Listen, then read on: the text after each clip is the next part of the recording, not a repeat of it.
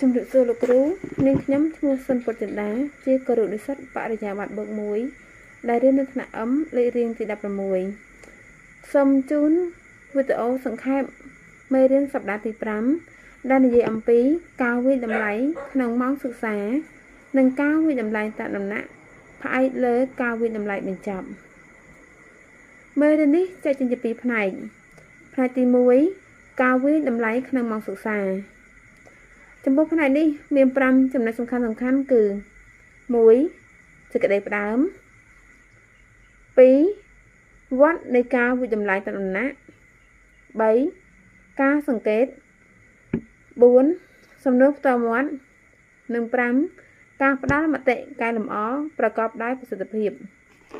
ចំណុចទី1សេចក្តីផ្ដើមការវិតម្លៃក្នុងម៉ោងសិក្សាគឺជាដំណើរការប្រមូលព័ត៌មាន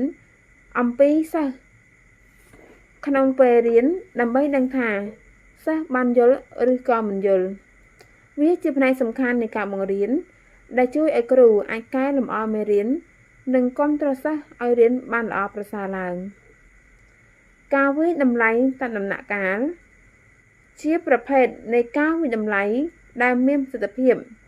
វាត្រូវបានប្រើប្រាស់យ៉ាងត្រឹមត្រូវដែលមានប្រយោជន៍វិជ្ជមានលើការសិក្សានិងការលើកទឹកចិត្តសិស្ស2វត្តនៃការវិតម្លៃតាមដំណាក់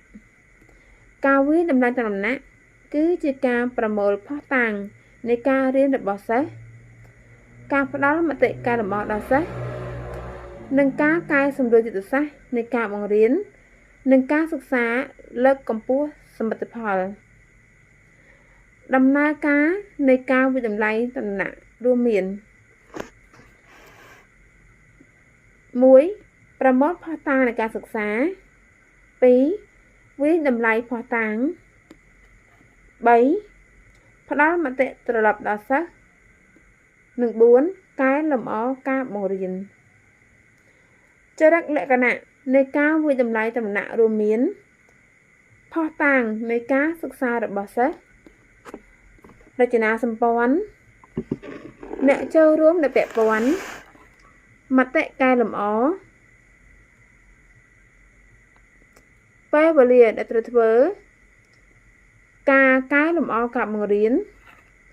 ជំរើសនៃកិច្ចការអន្តរកម្មរវាងគ្រូនិងសិស្ស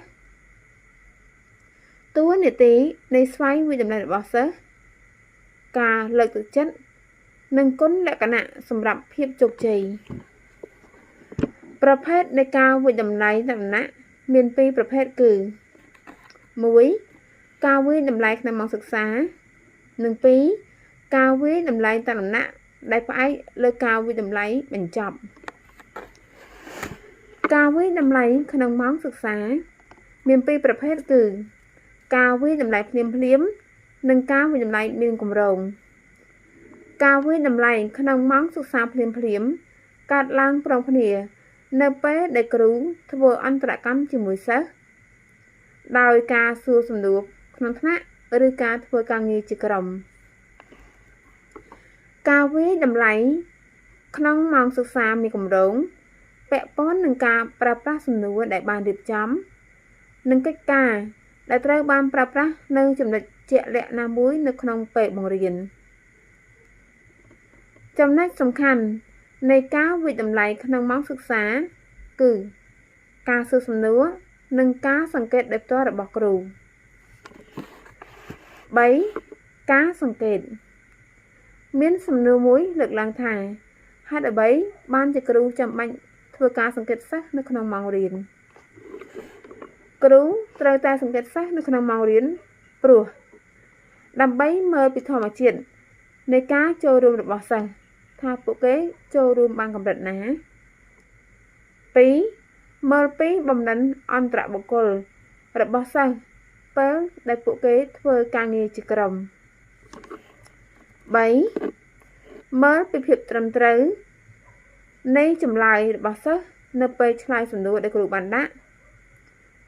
4មើលពីបំណិននៃការប្រើប្រាស់ភាសាវិទ្យាសាស្ត្ររបស់សិស្សនៅពេលបញ្ចេញមតិយោបល់5 មើលពីកម្រិតចាប់អារម្មណ៍របស់សិស្សទៅលើមេរៀនដែលគ្រូបានបង្រៀននិង6មើលពីកម្រិតយល់ដឹងរបស់ពួកគេតាមរយៈការឆ្លើយសំណួរជាដើម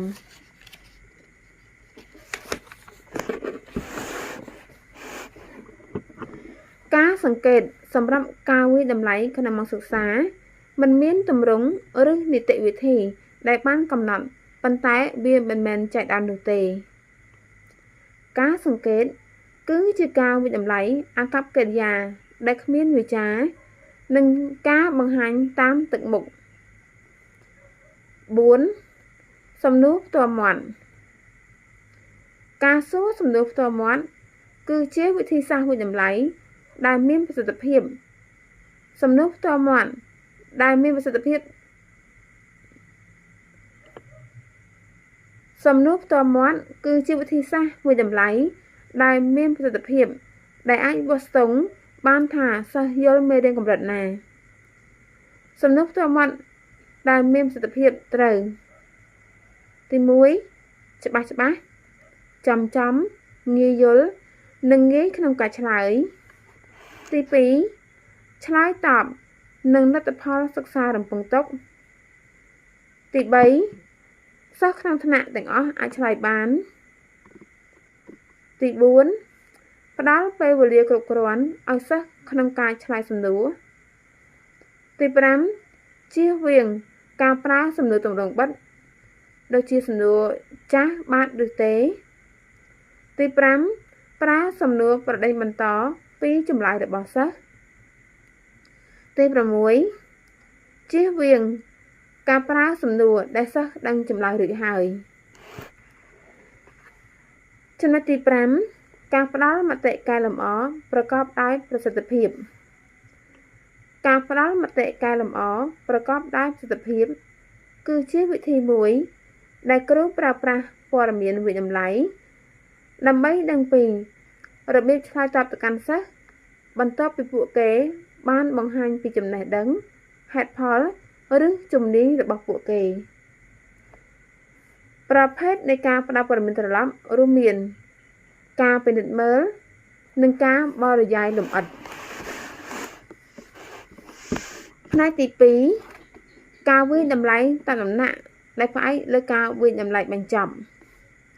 ក្នុងផ្នែកនេះចែកចេញជា3ចំណុចសំខាន់គឺ1ប្រភេទនៃការវិតម្លៃតាមដំណាក់ដែលផ្អែកលើការវិតម្លៃបញ្ចប់2ការផ្ដល់មតិត្រឡប់និង3ការកែលម្អការបង្រៀនចំណុចទី1ប្រភេទនៃការវិតម្លៃតាមដំណាក់ដែលផ្អែកលើការវិតម្លៃបញ្ចប់នៅក្នុងការវិតម្លៃបញ្ចប់គ្រូអាចប្រើលំហាត់ដែលមានរចនាសម្ព័ន្ធដែលមិនធ្វើឲ្យសិស្សមានអារម្មណ៍ stress ឬធុញថប់អាចប្រើជាបូរេតេសកិច្ចការផ្ទះកិច្ចការក្នុងថ្នាក់អាចប្រើជាសំណួរខ្លីៗនិងសំណួរតេស្តការវិតម្លៃរួមការវិតម្លៃវឌ្ឍនភាពរបស់សិស្សចំណុចទី2ការផ្ដល់មតិត្រឡប់ជំហានទាំង3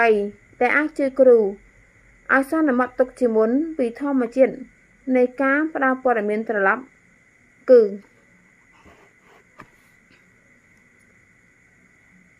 1យល់ពីលទ្ធភាពរំពឹងទុកនៃការសិក្សា2ដឹងពីកំហុសរបស់សិស្សដែលនឹងអាចកើតមានឡើង3បង្កើតគំនិតក្នុងការផ្ដល់ព័ត៌មានត្រឡប់ចំណុចទី3តកតងនឹងការកែលម្អការបង្រៀនដើម្បីការកែលម្អការបង្រៀនក្រោយផ្ដល់មតិត្រឡប់គ្រូត្រូវសិក្សាលើចំណុចដូចជាការសិក្សាប្រកបដោយសុវត្ថិភាពការឆ្លើយតបដោយមានអន្តរាគមន៍ការបង្រៀនដើម្បីឆ្លើយតបភាពខុសគ្នារបស់សិស្សវឌ្ឍនភាពសិក្សារបស់សិស្សការកែលម្អការបង្រៀនដោយការរៀនសារចុះសារឡើងច្រើនដងដូចនេះ ការវិតម្លៃការសិក្សាមានសិទ្ធិភាពត្រូវតែមានការវិតម្លៃក្នុងម៉ោងសិក្សានិងការវិតម្លៃតាមដំណាក់ដែលផ្អែកលើការវិតម្លៃបញ្ចប់ចាសសូមអរគុណ